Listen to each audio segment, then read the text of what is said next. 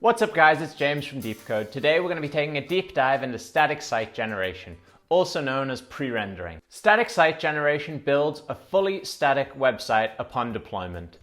This means it can be hosted on a CDN or on your own server. Upon a client's request for a page, the page is then sent and immediately rendered. This is going to be the fastest rendering method. This means when the client sends a request for the homepage, the HTML for the homepage is immediately sent, followed by the JavaScript for the homepage.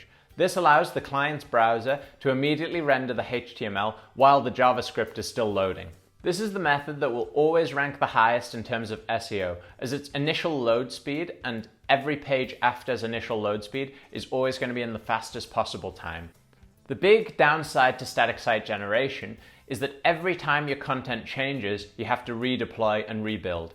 This means if you have a huge website like Amazon with over 1 million pages, every time something changes on one of these pages, it has to be fully rebuilt again. This just isn't feasible with a huge website similar to Amazon's size.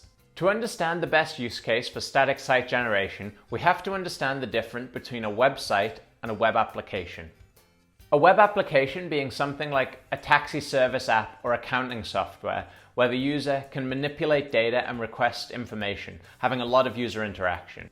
Where a website is more displaying lots of different information to you, similar to Wikipedia or a news site. A website generally has a lot less user interaction. So with this comparison in mind, generally static site generation is going to tend towards being used for a website whose content doesn't change too much and doesn't have too much user interaction. I hope you found this video really useful. If you did, leave a like and subscribe down below. If static site generation isn't the rendering method for you, check out the links in the description for in-depth dives into other rendering methods. This video was brought to you by Deepcode. Deepcode is cutting-edge technology that's going to point out security flaws and find bugs in your code. This is going to really streamline your development process. Thanks.